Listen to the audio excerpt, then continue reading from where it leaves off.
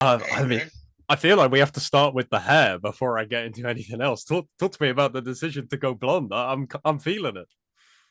I mean, it's funny because when I was like 8 years old, I had a buzz cut and I was blonde. Like it's just full circle because everyone their hair gets a little bit darker when they're older. But when I was super young, I looked exactly like this. But I got back from my last fight against Eddie, and I don't know. I mean, I've always wanted a little bit of a change. I've had all different types of hairstyles. Like I've had long hair and then medium hair. My wife always wanted to just kind of buzz it and go blonde. So I got back from the last fight and I said, fuck it, let's just do the rebirth. And now I'm in my Eminem 8 Mile era. So I rate it. I rate it. We had to dive straight into that because I mean, it was the first thing to mention. So I should yeah, say, I'm joined today by Luke Lessei, in my opinion, one of the most exciting fighters on the One Championship roster right now. The two fights that you have had have been ridiculous, like absolutely thank you. insane. I know that it was kind of it's been a strange thing where you felt like the Joe fight was so close and it was received so well that it almost felt like a win. And then the Eddie one Right, comes down to a split decision where like you got the win on a different day. It could have been Eddie. It was a close fight, but again, another incredible one. Like how has life to being in one championship been so far? Because even though some people might look at your record without watching the fights and go, oh, 1-1, that's decent. The fights that you have right. been in have been far better than that record makes it look. Yeah, I mean, my record makes it seem like I'm just like the new kid on the block, but I definitely been around the game for a long time. I got 60 amateur fights. So the people that saw I was making my one debut, they knew it was about to be something decent. And then, of course, surpassed even my own expectations. I think many other people's expectations. So it's just been great. Like, this is what I've dreamt of. Even back in the day, you just want to be a professional Muay Thai fighter, knowing that there's no money in that. You just want to be a pro fighter. Now, I can be a professional Muay Thai fighter and this is how I make money. So this is the things that I've always been dreaming of, and like I'm right in the thick of it right now. I just got to keep reminding myself that, like literally, even just sitting here doing this interview, these are the moments that I dreamt about. I've spoken to a bunch of one championship fighters, specifically the ones that don't live in Thailand, and it's a weird thing, right? Because I'm sure that the fans have received you incredibly well. You know, when you come in and you fight a Thai fighter for your debut, it can be a bit like, whoa, who's this guy coming in? You know, trying to make a name for himself. But you put on such an incredible fight that the fans are going to respect you regardless from that point on, no matter where you come from.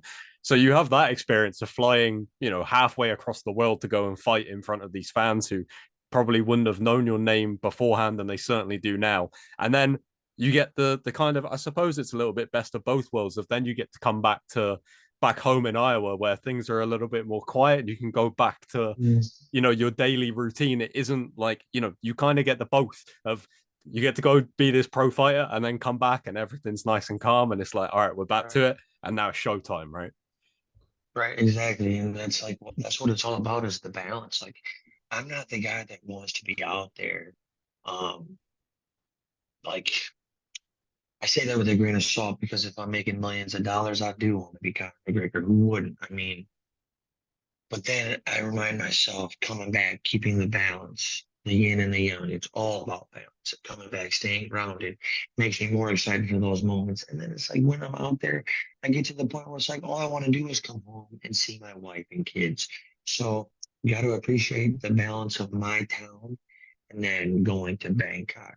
Uh, so yeah, I mean, I'm grateful that I have such a small town to come back to, even though like there was a lot of times where I wanted to get out of here.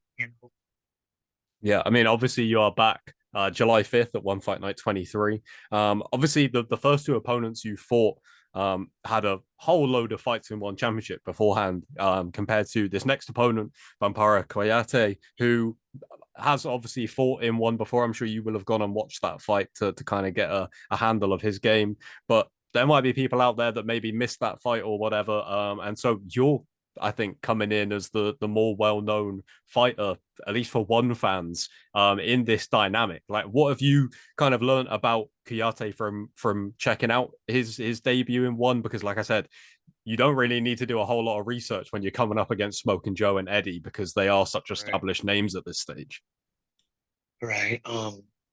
So I mean, just to give like my to give context, my philosophy is always uh that they need to game plan for me. Like me and my Mm-hmm.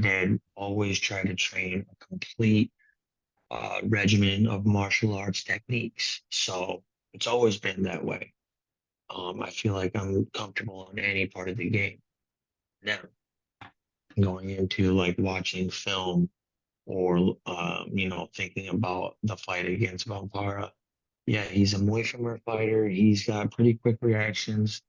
He's athletic. He's tall. He's fit. But then I start to think of what of all these things separates him from not only me, but anybody else from the pack. And I'm not sure there is anything, which of course any fighter can be anybody on any given day. But I just feel like I'm one of the more dynamic strikers. My creativity, I think, is next level. And I just think I have more power than a lot of other people in one in this division. Obviously not like the heavyweights, but I think my power is deceptive. So I'm just trying to catch him with something. Um, and I don't mean just a hand or an elbow, like literally anything. I feel like I have the power to finish this fight from any area. So yeah, that being said, I'm just going to be on my P's and Q's. I know he's a away from their fighter. I know he's quick. He's 6'2". I'm 6'2". So it's gonna be a good little chess match. But I think I'm gonna edge it out just because I worked so hard. I got this, Midwest mentality. And yeah, I don't know. Obviously I just believe in myself. We've been working really hard and I just want to like I know there's pressure on me because I just fought Joe, I just fought Eddie, I'm like America's number one on paper. And it's like, I just need to go out there and not have a fight like the last two. I need to beat the shit out of this dude, like clean and decisive, go home. That's it. Yeah, one of the things I remember you talking about in the lead up and after the Eddie fight. Well, I think you might have said it specifically at some point, but it's definitely the kind of vibe that I got was that you gained confidence from the fight against Joe, even though it was a crazy back and forth banger. From watching how Joe did against Chai and then your fight with Chai, it was like, oh, what? Like I'm ready for these very top guys, right? I get the champ had a tough fight with Joe. He's just had another tough fight with Joe, right? Like, what did you think about the rematch that those guys just had, and of course the trilogy going down in the US later this year? Yeah, I mean, me and my dad, I think after first reaction, we thought Joe won. Maybe we were a little biased because we want that rematch too, but I think Joe edged it. Chai, the more I watch him, seems to be a little bit one dimensional with the left kick. Of course, he's good at everything. So, saying somebody that's a professional fighter being one dimensional is kind of weird because they're probably good at other shit too. But just all of these guys, I don't see a whole lot of variety. Uh, you see Joe, he goes out there and he's got really good boxing. He's got a really awesome, aggressive boxing style. He hits really hard. And then you got Chai. He's got the crazy good left kick and he's calm, cool, collected. But who in there has powerful kicks, powerful punches? They got good eyes, good defense. They're entertaining. They're also humble. And it's like, I'm trying to bring a new aura here. Like this, I feel like I can get these guys in a part of their game that I don't even know how to explain it. I just feel like I'm more dynamic than everybody, and of course that's just how I believe in myself. But I feel like the variety of strikes and creativity I have, eventually it's going to catch on and nobody's going to be able to stop it because you got to realize, bro, when I fought Joe, that was the first time I ever did anything with little gloves on. Mm. And I fought Joe who tried breaking my whole face. So I'm still learning this. I'm still getting the rhythm. All my like 10 fights before, one were 5 round amateur, Muay Thai fights. So I'm still getting used to this pace. But yeah, I'm a fast learner, and everybody knows I break the game down, and I'm a student of the game. So I'm gonna catch on. It's only gonna be my third fight in one. So by like fight number five, six, seven, who knows the type of performances we're gonna be seeing. I'm just here to like learn. I love Muay Thai, and I'm just gonna go out there and try and fight the people as best I can, whether that's Joe or Taiwan Shire. The top two. I think I can beat both of them. It really felt like you and Eddie both spoke about how you guys meeting each other in one championship on this big platform was kind of a moment for American Muay Thai.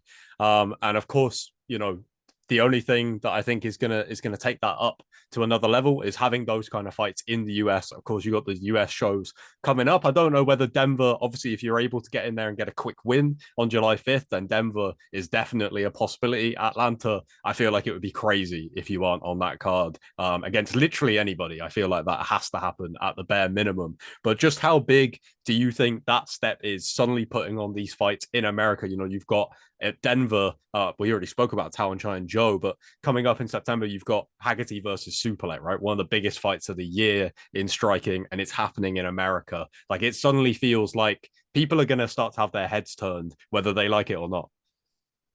Right. And I know it's just cool because I'll always be that guy that made it out, that American, Midwestern American that made it out there before Hmm. there was a show every month in America.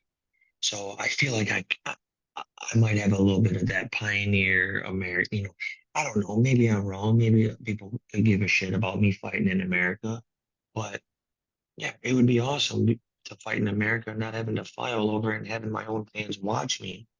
But it's also awesome being the chosen one to go fight in Lumpini because everybody likes to feel a little bit special. If I were to fight in America and then all these other Americans were fighting that, maybe wouldn't be worthy of competing in Lumpini, uh, there's just certain things to think about. So I think it's absolutely amazing that this promotion is coming to America. Like, holy cow, what a life this is.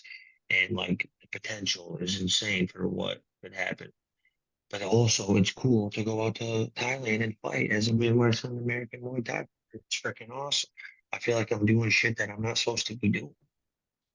Yeah, well, I mean, it's going to happen again on July 5th. I'm excited to see what the chef is cooking up for this one, my man. And yeah, all the best for it. And I'll catch you soon after, I'm sure. Thank you, man. I appreciate you. All right, nice one, man. Catch you later. Yep. Yep. Peace.